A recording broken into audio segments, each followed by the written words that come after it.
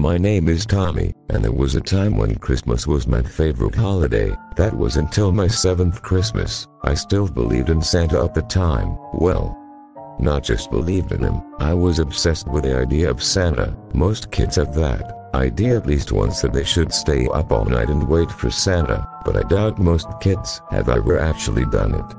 But this was the year that I decided I would wait out for Santa for real. It was Christmas night. A few hours after my family had left, I stayed up late, like I always did, watching TV in my room. I think it was around 11 p.m. when my dad came to say goodnight to me. He always goes to bed early. My room was on the first floor of the house and my parents' room was upstairs. I should note, we lived in a huge house, and you couldn't really hear anything going on across the house. A little while later my mom came up to tell me to go to sleep, and then shut my door. Of course, I didn't go to sleep. Instead, I got up from my bed and began to write a note for Santa to read.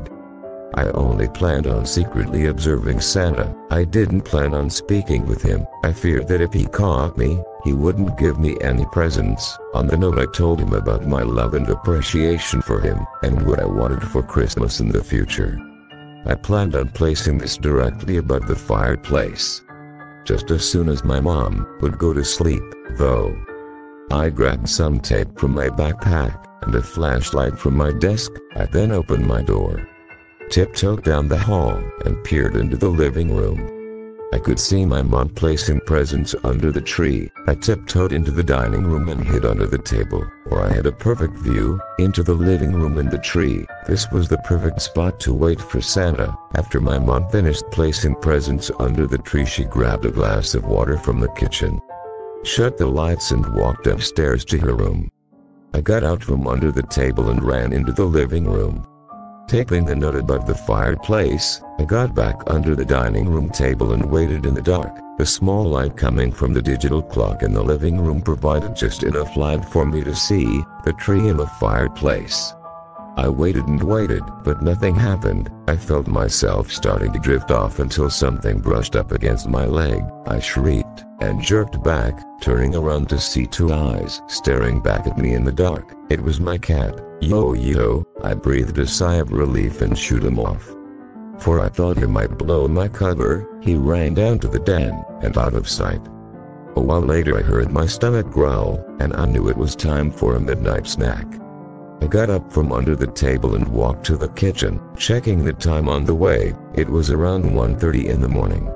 I couldn't wait any longer on an empty stomach, but before I could open the fridge, I heard a sound coming from the den. I thought it was just Yo-Yo at first, until I heard the sound of boots walking on the tiled floor. It was Santa. My heart nearly stopped from excitement. The footsteps neared closer to the steps, and I quietly ran back to the dining room table to return to my hiding spot. The footsteps began walking up the steps from the den to the living room. I could barely control my excitement. I was actually witnessing Santa in person. As the steps entered to the living room, I could see the Jolly Giant, a huge man dressed in a red coat and black boots holding a sack, stood next to the tree. He just stood there for a few moments before walking up to the fireplace. He noticed my note. He ripped the note off the wall and began to read it. Then I heard Santa chuckle to himself and proceed to sit down in one of the couches. Then he crouched down. I couldn't see what he was doing. I heard him shuffling around with what sounded like a bag and a box. He finally stood back up and placed something under the tree. I had actually witnessed Santa leaving me a present. He then turned around, picked up the sack, and walked back down to the den. Until his footsteps faded away, I felt it safe to get up now, but I didn't want to open the gift yet, so I went straight up to bed. I was satisfied. I got what I wanted. I fell asleep seconds after climbing to bed, and morning came fast. I jumped out of bed, eager to get to the tree. The TV in the living room was on, but nobody was in the room. Normally on Christmas morning my parents were always there to greet me. I immediately ran to find the present Santa left me, and I found it, but it wasn't wrapped. It was just a box with a note sitting on top. I picked up the note. It was the note I had written, but it had a small response from Santa. It said, Flattered by your admiration, Tommy. I hope you like the gift I left you. Go ahead and open it now. My heart started pounding with excitement. Suddenly I heard my parents yelling from the den. I quickly checked to see what was wrong and realized that the backyard window was shattered. And in the background, I remember hearing a news report about some kind of psychopath murderer. With my 7-year-old maturity level, I still found my priority to be opening my presents. I walked back to the tree and ripped off the lid of the box, and my heart sank to my stomach. In the box, staring back at me, was the head of my cat Yo-Yo.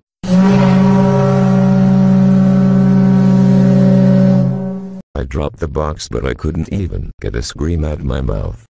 The head fell out of the box, revealing another note in the bottom of the box, and I still to this day remember what it said. I hope you like your present, Tommy. Oh, and by the way, I know you were hiding under the table. See you soon, and remember, I see you when you're sleeping.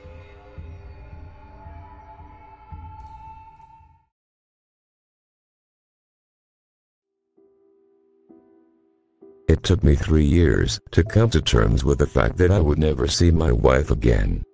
She was kidnapped from the grocery store on Christmas Eve. Slowly I came to terms with the fact that I would never see her beautiful face again. It took me 3 years of counseling and medication to finally get over her loss. They must have known I was getting better. They must have had someone watching me. It's now 7 years after my wife was kidnapped. For the last 4 years I received pieces of my wife on Christmas. Gradually the pieces would get bigger and bigger. First a finger, then the rest, then her hand and wrist, then the rest of her arm. And now that they finished with her arm, I wonder what they'll send me this Christmas.